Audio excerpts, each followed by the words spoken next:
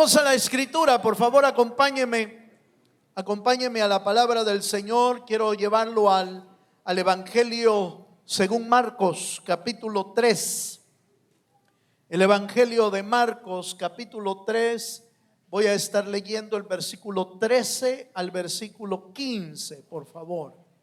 Marcos, capítulo 3, verso 13 al 15. Dice así la palabra del Señor. Después subió al monte y llamó así a los que él quiso, y vinieron a él, y estableció a 12 para que estuviesen con él y para enviarlos a predicar y que tuviesen autoridad. Oiga esa palabra: y que tuviesen autoridad para sanar enfermedades y para echar fuera demonios. Amén. Hasta ahí dejémoslo. La semana pasada estuvimos hablando acerca de la autoridad del Cristo y vimos los diferentes tiempos en que el Cristo se manifestó. En el Antiguo Testamento, Cristo se manifestó como el verbo creativo. Cada vez que Dios daba una palabra, el verbo, que dice el apóstol Juan, el verbo creaba todas las cosas. Y también vimos algunas apariciones del Cristo en el Antiguo Testamento, como teofanías o cristofanías, apariciones del Cristo antes de que viniera a la tierra. Pero dejamos claro que en los diferentes tiempos, en el Antiguo Testamento, el Cristo tenía autoridad y poder. Cuando Cristo encarnó, vimos la segunda parte, cuando el Cristo encarnó y vino a la tierra en forma de hombre, la Biblia dice que el Padre le dio toda potestad, y él mismo dijo: toda potestad me ha sido dada en el cielo y en la tierra. Entonces vemos al Cristo en el Antiguo Testamento con poder, el Cristo encarnado con autoridad y potestad.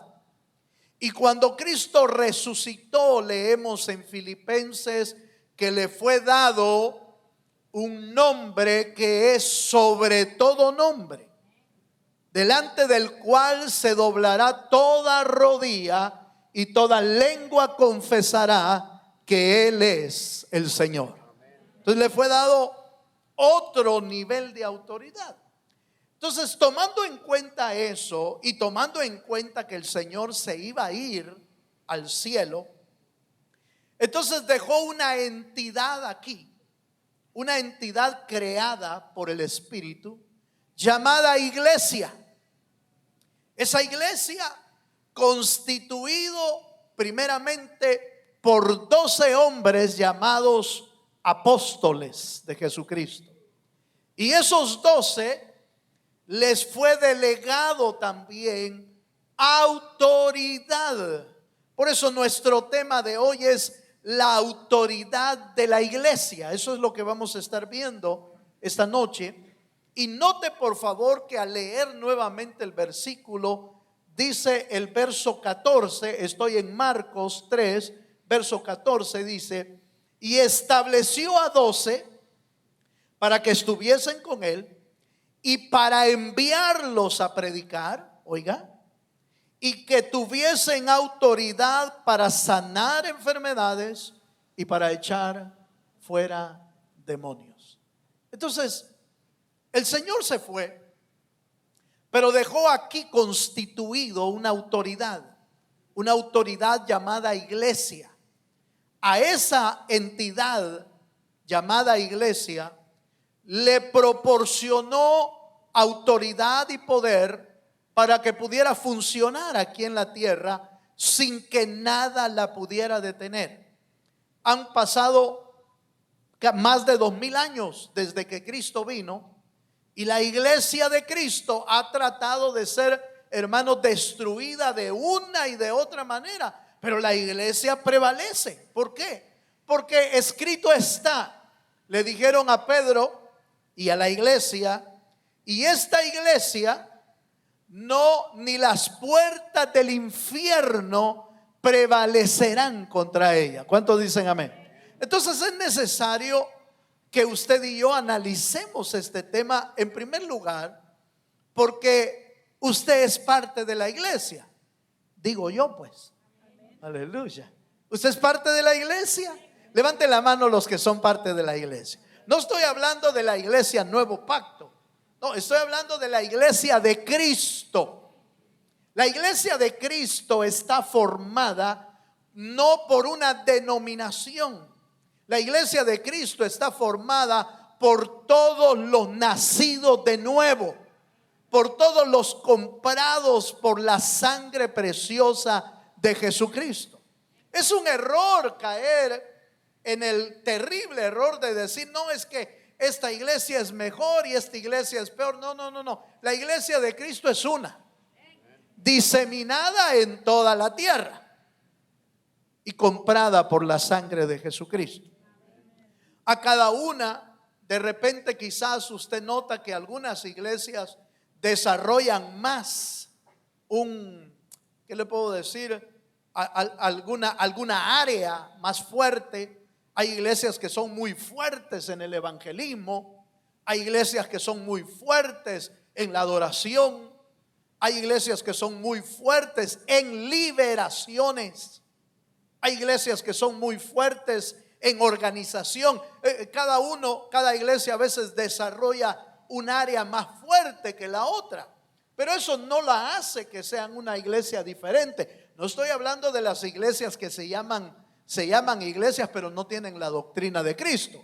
Estoy hablando de los que tienen la doctrina de Cristo, de los que nacen por el Espíritu y de los que son salvos por medio de la sangre de Jesucristo. De esos estoy hablando, de los que el Señor instituyó. Ahora, si usted es parte de la iglesia de Cristo, porque fue comprado por la sangre, usted necesita entender qué autoridad le dejaron a la iglesia. Porque si no la conoce y no la desarrolla en su vida, entonces esa es la razón por la que muchos miembros de las iglesias son muy volubles en su caminar cristiano y no desarrollan una firmeza espiritual porque no saben cuál es su posición y para qué los han dejado aquí en la tierra. Acompáñenme a un versículo más y vaya conmigo a Marcos capítulo 16 en el versículo 15. Hay tres ángulos de ese pasaje que acabamos de leer de Marcos 3. Hay tres ángulos importantes que son los que vamos a desarrollar esta noche. Primero dice que Él constituyó 12 para enviarlos a predicar el mensaje de Jesucristo. Ese es el primer ángulo que la iglesia tiene que desarrollar. El segundo es que le dieron autoridad para sanar enfermedades.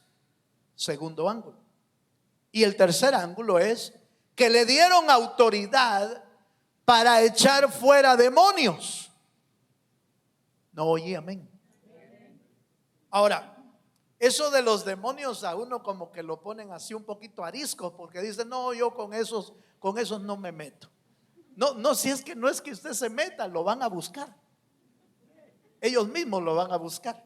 Si usted es hijo de Dios, lo van a buscar.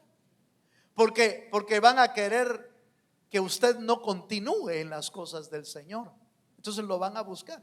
Por eso usted necesita tener la autoridad que dice la Biblia que podemos tener. Entonces desarrollemos esos tres ángulos.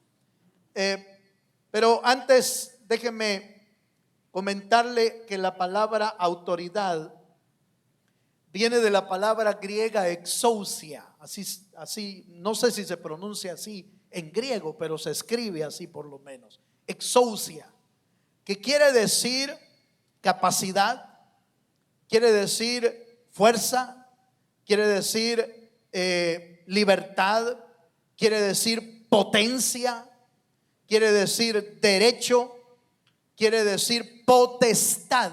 Eso quiere decir exousia. Entonces, cuando te dan autoridad, te están dando capacidad de Dios. Cuando te dan autoridad, te están dando potestad, te están dando derecho a que puedas utilizar los poderes del Señor, no los nuestros, porque nosotros no tenemos, pero los poderes del Señor. ¿Por qué? Porque Él te da el derecho, como por ejemplo la salvación. Dice que el Señor vino a los suyos, mas los suyos no le recibieron. Pero a los que le recibieron, dice, les dio ¿el qué? Les dio potestad de ser hechos hijos de Dios. Entonces el haber recibido a Cristo en el corazón te da el derecho, te da la potestad de que te puedan llamar hijo de Dios, aunque alguna gente le diga a usted: ¿y qué va a andar siendo usted hijo de Dios? Usted más parece hijo del diablo. Podría ser que alguien diga semejante cosa, sobre todo cuando se acaba uno de convertir, porque no se miran los cambios todavía. Se acaba uno de aceptar a Jesucristo y todavía no se le mira ni un cambio. Y uno va donde la familia y dice: miren, fíjense que ahora soy hijo de Dios. Y se le quedan viendo a uno. ¿Qué? Sí, es que soy hijo de Dios. Acepté a Cristo en mi corazón. Ahora soy hijo de Dios. Espérate una semana, le dice. Ya vas a ver que el diablo que está en ti va a salir. No le creen a uno. No le creen. ¿Cómo habrá sentido la esposa del endemoniado gadareno cuando se convirtió? ¿Cuántos creen que el endemoniado gadareno se convirtió? Si el Señor lo salvó, pues primero lo liberó y salieron cientos, si no miles de espíritus de él. Y él, enamorado de lo que Cristo había hecho, le dijo: Señor, déjame seguirte, por favor, déjame seguirte. Pero Cristo le dijo: no, vete a los tuyos y cuéntales cuán grandes cosas ha hecho Dios contigo. Y se fue el gadareno, se fue para la casa, le tocó la puerta a la esposita. ¿Cómo lo habrá visto la esposita? Yo creo que la esposita debe haber dicho: ahí viene el diablo, porque eso era lo que veía antes. Pero ahora viene un hombre que la Biblia dice que regresó a los pies de Cristo bien vestido, a los pies del Señor y en su sano juicio, dice. Así lo dejó el Señor. Es que la obra que Dios hace en el ser humano es perfecta. Dele un fuerte aplauso al Señor. Es perfecta, la obra de Dios es perfecta. Entonces note, por favor, que el primer ángulo que vamos a ver es que el Señor les dio potestad a los apóstoles y a la iglesia para que prediquen el evangelio. Por eso el sábado es una buena oportunidad, hermano, de hacerlo. El sábado es una buena oportunidad para ejercitar lo que el Señor ha dejado a la iglesia: predicar el evangelio de Jesucristo. Entonces, usted es invitado para eso. Leemos Marcos capítulo 16, lo teníamos ahí pendiente. Marcos 16, versos 15 y 16.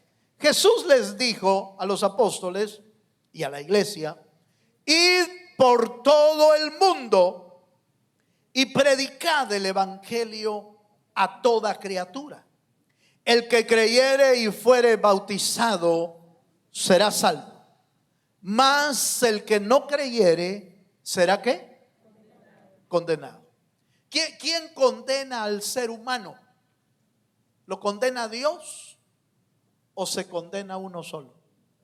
Se condena uno solo, porque rechaza el mensaje de salvación para su vida. Eso es lo que sucede. Dios no condena a nadie, simple y sencillamente le da la opción: si crees en mí, tendrás vida, pero si no crees en mí, tendrás muerte. Tú decides, tú eliges qué quieres hacer. No, pues yo prefiero buscar a otro. No me gusta este Cristo, no me gusta ese que salva, no me gusta, yo quiero irme por otro lado. Vaya pues, está bien. Pero la Biblia dice que no hay otro nombre dado a los hombres por medio del cual podamos ser salvos. Solo hay un hombre que puede salvar a la humanidad y se llama Jesucristo, el Hijo del Dios viviente. La Biblia dice que al hombre le parece que muchos caminos son de salvación, pero la Biblia dice que todos esos caminos van hacia la muerte. Solo hay un camino de vida y ese es Jesucristo. Entonces resulta, hermano, que nos dejaron a nosotros la autoridad de predicar el evangelio de Jesucristo.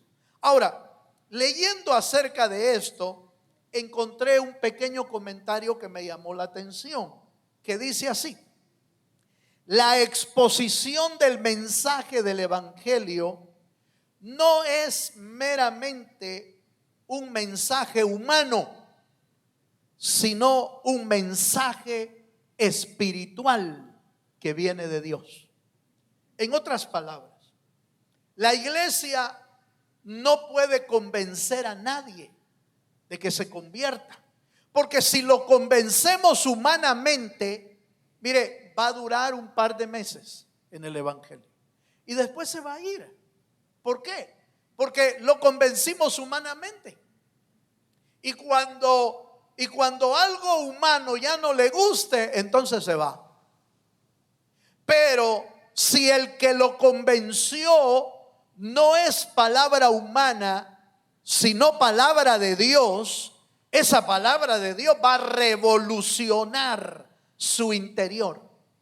Esa palabra de Dios no solamente lo va a convencer de su pecado, sino que además lo va a convencer que solo en Él hay salvación. Por eso el mensaje de la iglesia no se trata de un aprendizaje o un mensaje humano. Se trata de que Dios hable a las personas por medio de su Espíritu. ¿Cuántos dicen amén? Entonces el mensaje que usted y yo debemos llevar, hermano, no es un mensaje humano. Debemos de pedirle a Dios que nos dé un mensaje conforme su voluntad, un mensaje que venga de la misma boca de Dios, porque esa es la que realmente convence. ¿Se ha dado cuenta que usted, por más que le habla al primo, no quiere nada? Aleluya.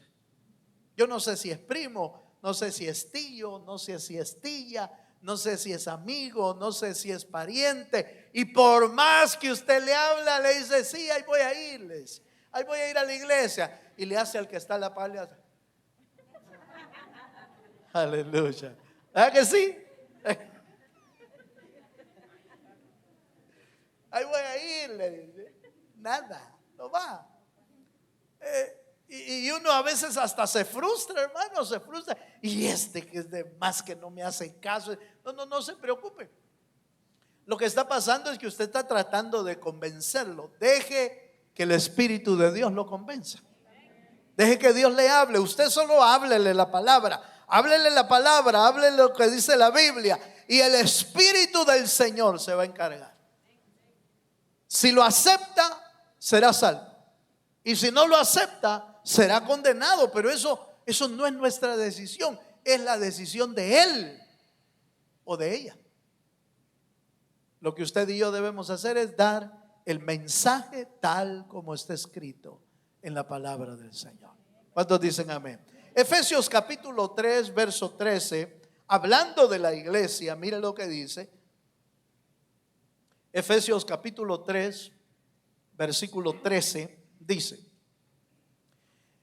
hablando de la iglesia, dice: para que la multiforme sabiduría de Dios sea ahora dada a conocer, oiga, por medio de la iglesia, a principados y potestades en los lugares celestiales. Quiere decir entonces, por eso vuelvo a retomar esta verdad, el mensaje es espiritual. A los primeros que debemos derribar son a los principados que están arriba y que están afectando a las personas. Mucha gente no se convierte al evangelio porque están cegados sus ojos. La Biblia dice: el Dios de este siglo ha cegado el entendimiento de ellos. Quiere decir que, mire, por un lado, a veces nosotros llevamos un mensaje mero humano y eso no convence a nadie. Pero por otro lado, quizás usted lleve el mensaje adecuado, el mensaje de Jesucristo. Pero se va a topar con gente que no es solamente que Él no quiere, sino que además tienen alguien que influye sus mentes y sus corazones. A eso se le llama espíritus, demonios que tienen cegado su entendimiento, que se aferran a la necedad, se aferran a cosas que aprendieron antes o a engaños del diablo. Dicen: no, yo en mi religión voy a morir. Y de plano van a morir, porque no quieren soltar eso. Y no vaya a creer que es meramente mental. No. Mire, cualquier tipo de religión que es contraria al evangelio de Jesucristo tiene poder sobre la gente que lo cree. ¿Me di a entender? Si alguien está aferrado a una religión, esa religión tiene una influencia espiritual sobre él. ¿Por qué? Porque hay principados, hay gobernadores, hay huestes de maldad en las regiones celestes que están afectando su vida. Entonces, cuando la iglesia predica el evangelio de Jesucristo, conmociona a esos principados.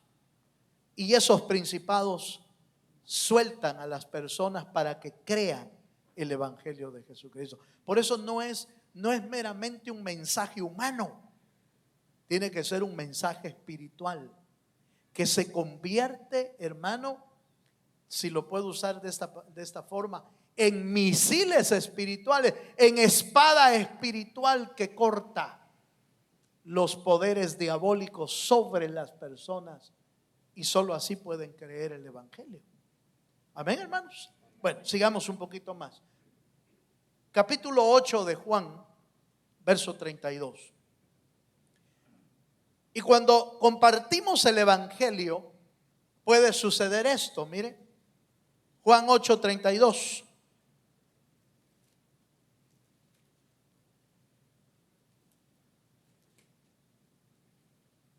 Mire lo que dice ahí. Y conoceréis la verdad. ¿Y qué dice? Y la verdad os hará libres. Quiere decir que predicar el evangelio de verdad es lo que produce realmente la libertad en el ser humano. Si se predica otra cosa, va a producir otra cosa, pero no libertad. Por eso es que la iglesia no es llamada para hacer un club social. Si club social hay suficientes en el mundo, hermano. Hay suficientes asociaciones, suficientes clubes, suficientes lugares de entretenimiento, lugares de diversión. Hay suficientes. La iglesia no es llamada a ser un lugar de diversión. La iglesia es llamada a ser un lugar donde se predique la verdad, porque la verdad hace libre. La verdad es la que rompe cadenas. La verdad es que destruye yugos. Lo dijo el Señor cuando vino a la tierra y ya estaba profetizado acompáñeme a Lucas capítulo 4, verso 18. Y va a ver que el Señor dijo: el Espíritu del Señor está sobre mí, por cuanto me ha ungido. Pero mire lo que sigue diciendo. Lucas capítulo 4, verso 18.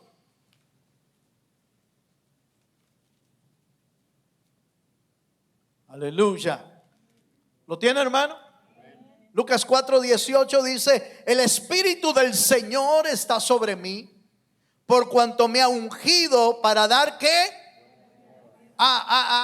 Ojo con esto. Un ungido puede hablar buenas nuevas. El que no tiene unción no va a hablar buenas nuevas. Ahora, por favor, no me vaya a malinterpretar. Eso quiere decir entonces que solo los pastores. No, es que la unción es para todos. La unción de Dios es para todos nosotros. La llenura del Espíritu es para todos nosotros. ¿A quién le dio Dios la orden? Es a la iglesia. Id y haced discípulos a toda criatura. Entonces note, por favor: el Espíritu del Señor está sobre mí, por cuanto me ha ungido para dar buenas nuevas a los pobres, y me ha enviado a sanar a los quebrantados de corazón, a pregonar libertad. Oiga esto: libertad a los cautivos. Entonces, la predicación del evangelio trae libertad. Por eso no nos podemos dar el lujo de que en los púlpitos, en los lugares donde vamos a evangelizar, no se trata de irles a contar chistes. Aunque de repente se me sale un chiste a mí, va, en el púlpito. Pero no es mi intención contar chistes. Entonces, tal vez es para hacer un poco amena la predicación. Pero mi meta no es que usted esté pasando un tiempo divertido. Mi meta es que usted reciba palabra de Dios que lo liberte. Dele un aplauso al Dios de los cielos. Esa es mi meta, hermano.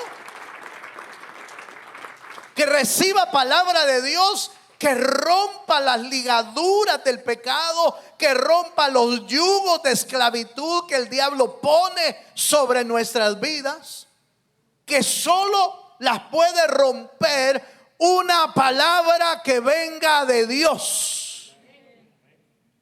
Por eso Pablo decía: el Espíritu de vida que está en mí me ha librado del poder del pecado y de la muerte. El Espíritu de vida en Cristo Jesús, dice, me ha librado. Entonces, el Espíritu de Dios, la palabra, rompe, hermano, las cosas que nosotros todavía somos influenciados por el enemigo, y que solo su palabra y su Espíritu pueden romperlo. ¿Cuántos dicen amén? Bueno, dejemos ahí la parte de la predicación. ¿Se la dejaron a los apóstoles? Se la dejaron a la iglesia. La iglesia es la encargada de predicar el evangelio hoy. Pero el segundo ángulo que vimos en la Biblia es que les dio autoridad para sanar enfermedades. Ese es el segundo ángulo. La iglesia no debe de ver como algo alejado la sanidad de miembros de la iglesia. No debe de ver alejado. No todos sanan, sí, eso lo sé muy bien. Pero al que quiere Dios sanar, lo puede sanar. Eso debemos de saberlo. Y dice Marcos capítulo 1, versículo 34, ya en ese ángulo. Noten lo que dice Marcos capítulo 1, verso 34, por favor. Vemos el segundo ángulo.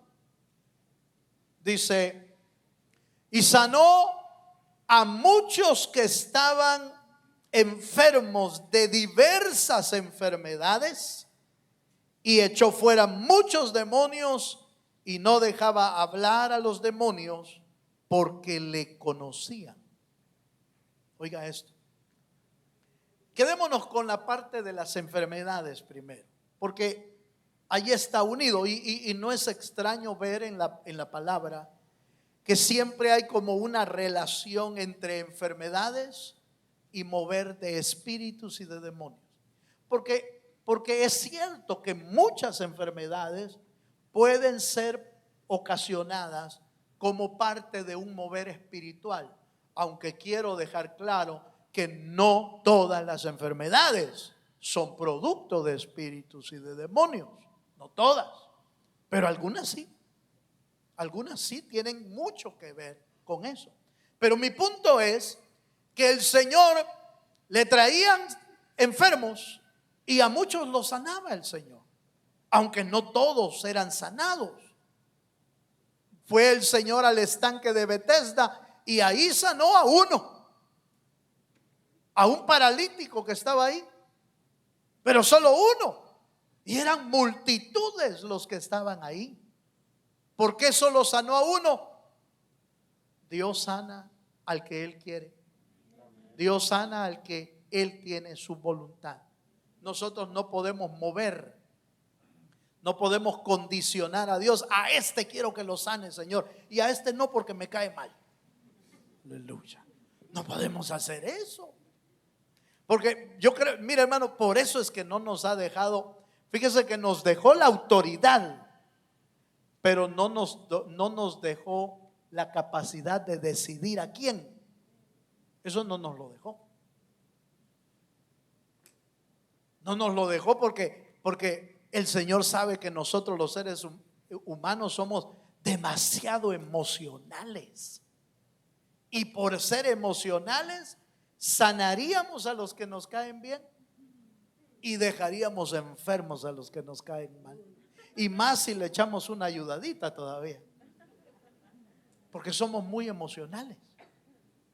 Nos movemos mucho por emociones. Es muy difícil no moverse por emociones, a menos que usted haya aprendido a sujetar su vida a la voluntad del Señor. Que Dios haga su voluntad en nosotros. Solamente así. Por eso Pablo dice en Romanos que los que son espirituales son guiados por el Espíritu, dice. Pero esos son los que han rendido su vida al Señor. Y entonces aprenden a vivir conforme la voluntad de Dios. Lo que Dios dice, esa es la voluntad que se hace, porque aprendieron a vivir de esa manera. Pero entonces note por favor, los enfermos eran traídos a los pies de Cristo y el Señor oraba y sanaba. Ahora, esa potestad se la han dejado a la iglesia también. Por eso dice, hermano, pero ¿dónde está escrito eso? Es lo que estamos viendo. Y si usted recuerda allá en el libro de Santiago, no el libro, la carta del apóstol Santiago, dice, si alguno está enfermo, llame a los ancianos. ¿Para qué? Para que oren por los enfermos. Y los que estén enfermos sean ungidos con aceite, dice. Y si hubiera cometido pecado, le serán perdonados los pecados y será sano de la enfermedad. Entonces le delegaron a la iglesia y a las estructuras de autoridad de la iglesia que puedan orar por los enfermos. Y el Señor sana a los que Él quiere. ¿Cuántos dicen amén? Ahora déjenme hacerle una pregunta. ¿Usted cree que eso es vigente para hoy o solo fue para antes? Yo creo que es para hoy, porque Dios es el mismo de ayer, de hoy y por los siglos de los siglos. Sigue siendo el mismo Dios. Aleluya. Ahora, que la manifestación del Cristo en cuanto a los poderes era grande, sí. Él venía a testificar quién era. Y que el principio de la iglesia fue la manifestación del poder de Dios, fue grande. Sí, era el arranque de la iglesia. Dios sabe cómo lleva a su iglesia, hermano. Casi siempre usted y yo vamos a oír en este tiempo, es que hoy la iglesia ha perdido. Dice, no es que la iglesia ha perdido, estamos en otro tiempo. Pero los poderes del siglo venidero, que son de Dios, siguen vigentes hoy. Lo que hay que hacer es creer en lo que la palabra de Dios dice y que sea Él el que se mueve, o sea Él el que se mueva para sanar a los que han de estar enfermos. ¿Cuántos dicen amén? Vaya. En Isaías, si volvemos a Isaías, Lucas, es Lucas capítulo 4. Note por favor que el Señor agrega ahí un detalle interesante. Voy a cerrar esta parte de la enfermedad. Dice: el Espíritu del Señor está sobre mí. Estoy en Lucas 4:18. El Espíritu del Señor está sobre mí, por cuanto me ha ungido para dar buenas nuevas a los pobres. Y oiga esta parte: me ha enviado a sanar a los quebrantados de corazón. Quise usar este pasaje, ¿sabe por qué? Porque hay enfermedades del cuerpo que necesitan ser sanadas por Dios, pero hay otras enfermedades que son peores, diría yo, fíjense hermano, y son las enfermedades del alma, las enfermedades del corazón. Son mucho más difíciles que las enfermedades del cuerpo, porque las enfermedades del cuerpo usted puede encontrar aliento o alivio con algún medicamento, pero ¿y las del alma? Las del alma, ¿cómo? Fíjese que lo único que han hallado los psicólogos, los psiquiatras y todos esos que tratan de estudiar un poco el alma del ser humano, y cuando le detectan que está enfermo del alma, ¿sabe qué es lo que le dan? Medicamento para ponerlo a dormir. Eso es todo lo que le dan, porque no pueden hacer otra cosa. Es que fíjese que cuando yo me pongo a pensar y me pongo a llorar y usted lo que tiene es depresión. No tenga pena, yo lo arreglo. Un par de pastillas y pasa todo el día, hermano. Y usted va a oír a cientos de pacientes de ese tipo que terminan diciéndole: yo ya no me tomo esas pastillas, solo dormido me quieren tener. ¿Ha oído usted eso? Yo lo he oído cientos de veces. ¿Y qué medicamento le dieron? Pues me dieron algo ahí que me pone a dormir, hermano. Mire, me voy a acostar en la noche y paso todo el día durmiendo. Solo dormido me quieren tener, porque no encuentran una cura para el alma, para las emociones, para la depresión, para la ansiedad. No hay un medicamento que lo cure. Pero el Señor dice en el texto que acabamos de leer: me ha enviado a sanar, a sanar. No dice me ha enviado a dormir a los quebrantados de corazón. No dice así, hermano. No dice me ha enviado a dormir, no, me ha enviado a sanar, porque el único que tiene la cura para los problemas del alma se llama Jesucristo, el Hijo del Dios viviente. Él es el único que puede sanar las heridas del alma. Esas heridas, hermano, que a veces pasan años arraigadas en el corazón, sin poder perdonar a alguien, sin poder llegar a un acuerdo con alguien, sin poder perdonar en el interior. Hay gente, hermano, que tiene el corazón lleno de gente presa en el corazón. Ahí los tienen encarcelados, y lo peor es que la llave la tiró, hermano, y no las abre, pues. ¿Quién puede liberarlo de eso? Solo Dios, hermano. Solo Dios. Pero es que usted no sabe lo que me hizo. Si viera lo que me hizo, ¿cómo quiere usted que yo perdone semejante malacate? ¿Cómo lo voy a perdonar? Solo el poder de Dios que sana y te da la capacidad de poder perdonar. ¿Cuántos dicen amén? Pero mire, y le voy a decir una tremenda y terrible verdad. Muchos que están en esa condición, diría yo, que tienen razones justas. Oiga lo que digo: tienen razones justas Es decir, cuando usted evalúa el caso, dice, es cierto, le hicieron un daño. Es cierto, le hicieron una injusticia. Es cierto que malvado es todo lo que le hizo. Sí, es una razón justa. El problema es esto: ¿se puede entrar al reino de Dios de esa manera? No se puede. Ahí está el problema. Entonces va a haber gente con razones justas, pero viviendo en amargura. Y Dios no quiere comprar a nadie que quiera seguir viviendo en su amargura, porque Él pagó por ti en la cruz del Calvario para hacerte libre y para darte vida y vida en abundancia, no para vivir amargado. Entonces, ¿qué es mi consejo para la gente que revisa el corazón y encuentra que las razones por las que está amargado son justas?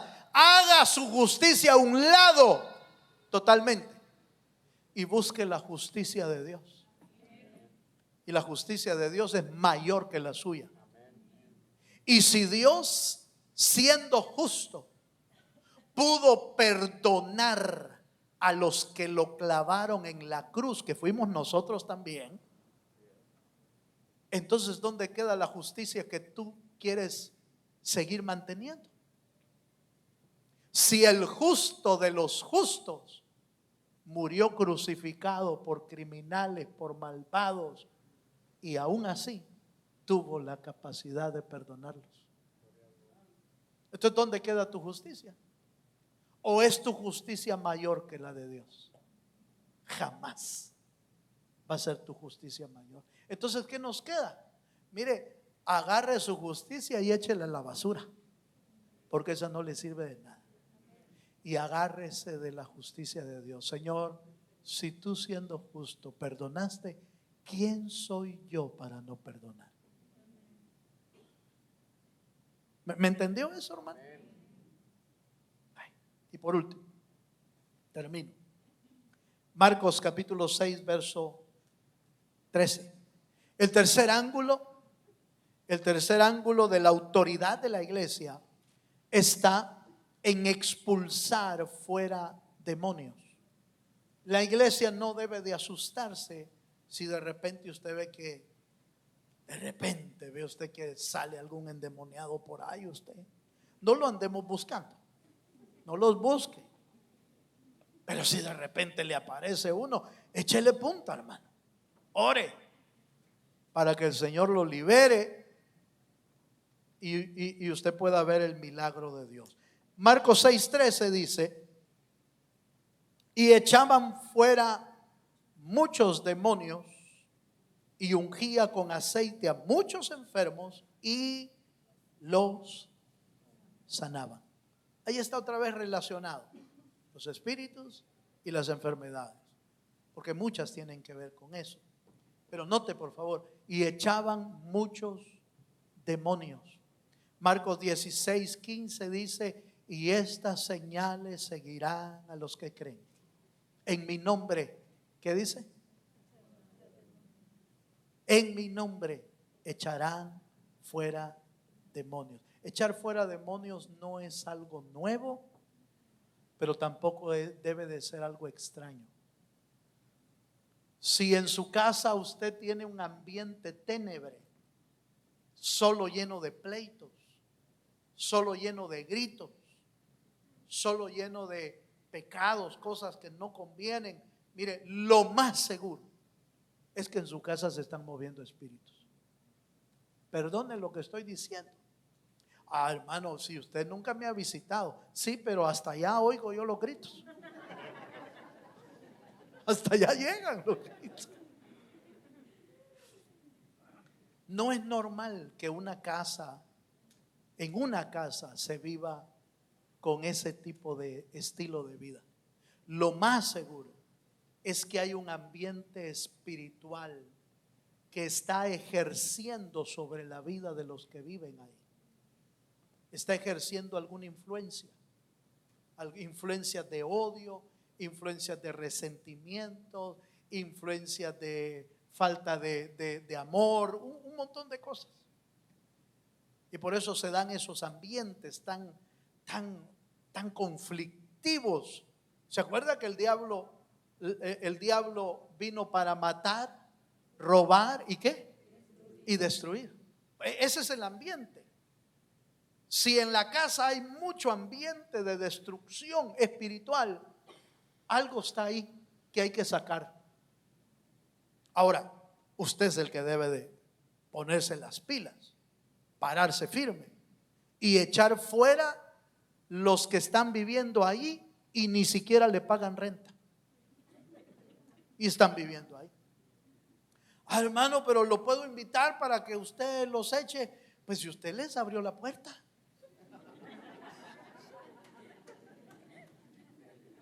Aleluya. No, yo puedo ir, no se preocupe, no tenga pena. No tenga pena, yo voy. Pero usted me va a ayudar a echarlos. Usted me va a ayudar a echarlos porque usted les abrió la puerta.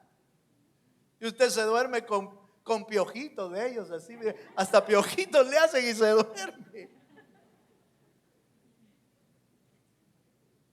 Pero hay que echarlos. Lo que un hogar necesita es un hombre o una mujer que estén dispuestos a pelear la batalla espiritual para echar fuera a los que no deben de vivir ahí. El único que debe de vivir es, además de la familia, los suyos, el único más que debe de vivir es el Espíritu del Señor, que trae paz, que trae bendición, que trae unidad. Él sí puede vivir. A él sí ábrale la puerta y déjelo entrar para que sea el centro de su familia. ¿Cuántos dicen amén? Y a los que no son, este pasaje les aplica. Y echaba fuera demonios. ¿Será que usted y yo lo podemos hacer, hermano? Si somos iglesia, sí. Porque a eso nos dejaron haciendo, predicando el evangelio, sanando a los enfermos y echando fuera demonios. Es la autoridad de la iglesia. Póngase de pie, por favor. Vamos a terminar esta noche pidiéndole al Señor, hermano, que nos dé a nosotros como hijos de Dios. Si usted y yo somos hijos de Dios, pidámosle al Señor: Señor, dame esa autoridad. Esa autoridad no viene de nadie más. Esa autoridad viene de Dios. La palabra lo establece. El Espíritu lo comparte y lo entrega a sus hijos para que seamos una iglesia, un creyente con la autoridad del Señor para obrar en los ambientes espirituales, predicando el evangelio, sanando a los enfermos y echando fuera demonios. Cierra tus ojos un momento y así con tus ojos cerrados, yo quiero llamar a aquellos que le quieren decir: Señor, dame de tu autoridad, de tu exousia. Yo voy a invitarle a que se venga aquí adelante. Si usted así lo quiere, véngase. Venga a pedírselo al Señor. Venga a decirle: Señor, tu palabra dice que los que creen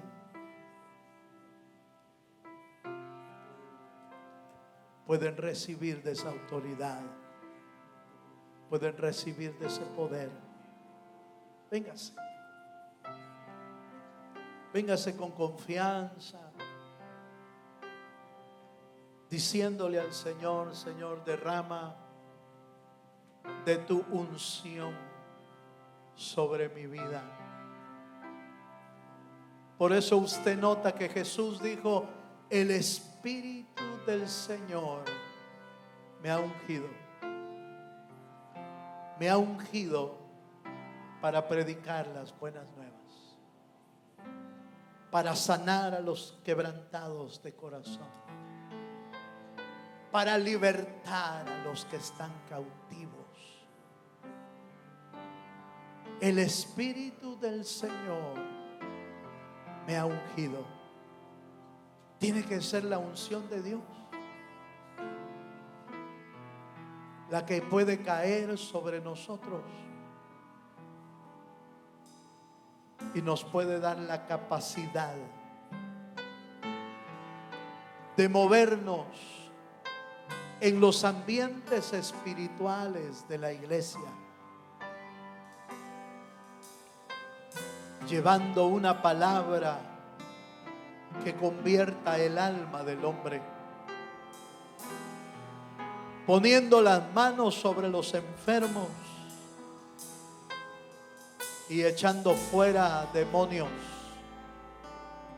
con el poder de su espíritu.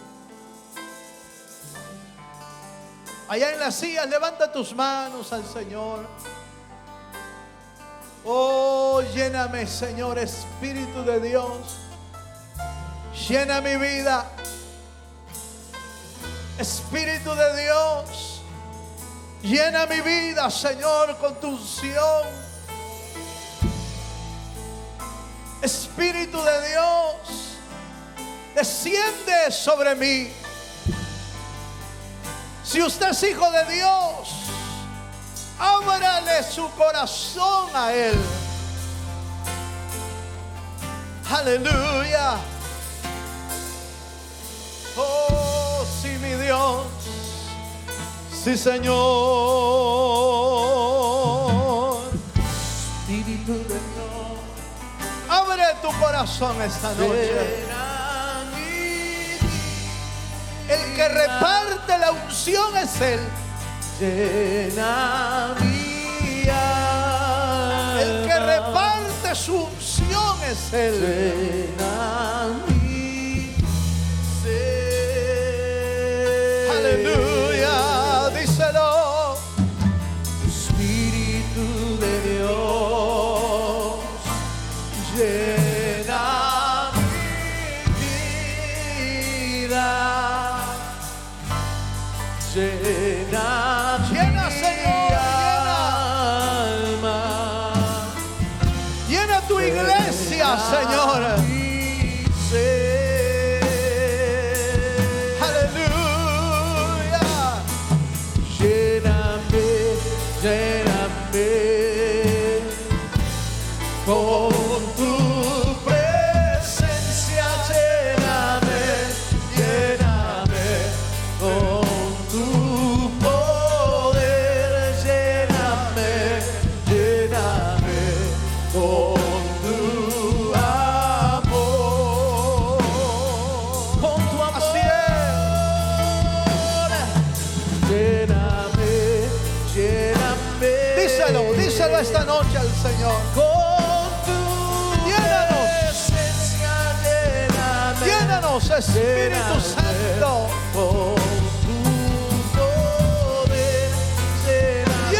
Espíritu de Dios, con tu amor.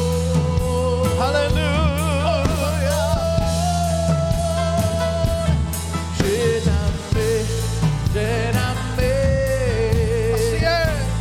Con tu presencia, lléname, lléname con tu poder.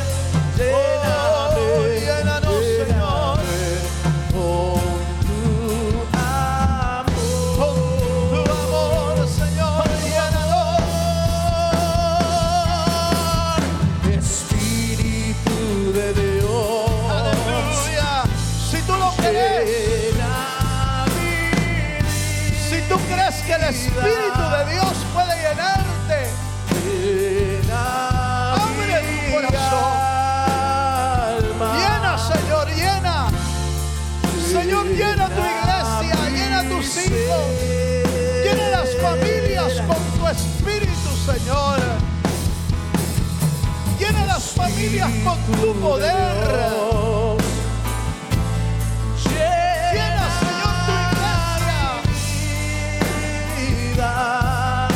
Necesitamos de tu Espíritu. Necesitamos de tu Espíritu. Llénanos, oh Dios, llénanos. Lléname, lléname,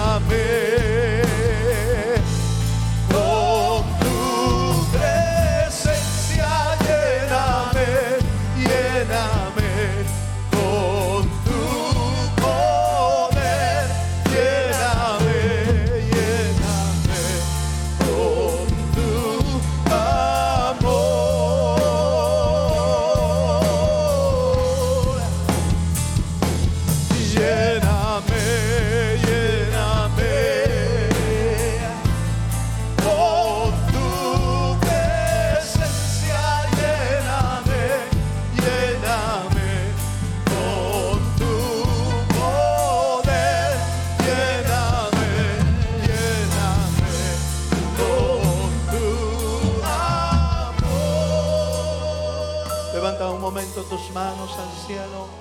Padre, mira esas manos levantadas, Señor. Cada uno de los que estamos aquí reunidos necesitamos de tu poder, Señor. Necesitamos de tu unción. Esta noche, Señor, nos unimos en una sola petición. Derrama de tu unción sobre nuestras vidas, Señor. Derrama de la unción de tu Espíritu y capacita a tu iglesia. Capacita, Señor, a tu pueblo.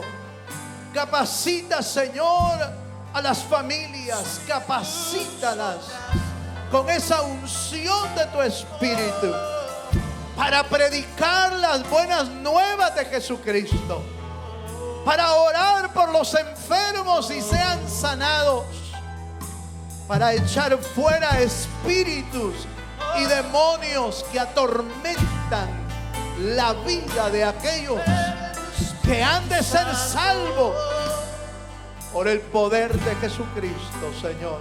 Yo bendigo a tu pueblo, Señor, esta noche. Señor, bendice a tu pueblo, Dios amado, con esa capacidad, con esa autoridad, con esa exousia de tu Espíritu, para poder obrar en los ambientes espirituales, Señor. Padre, gracias. Gracias, Señor, porque tú provisionas. Tú das la provisión de tu Espíritu para que tu iglesia camine en un ambiente espiritual y no terrenal, Señor. Gracias te damos esta noche por tu fidelidad, por tu amor y por tu bendición. Todo esto, Señor amado, lo pedimos en el bendito nombre de Jesús, el Salvador. Amén, Señor Jesús. Amén, Dios eterno. Démosle un fuerte aplauso al Señor. Aleluya.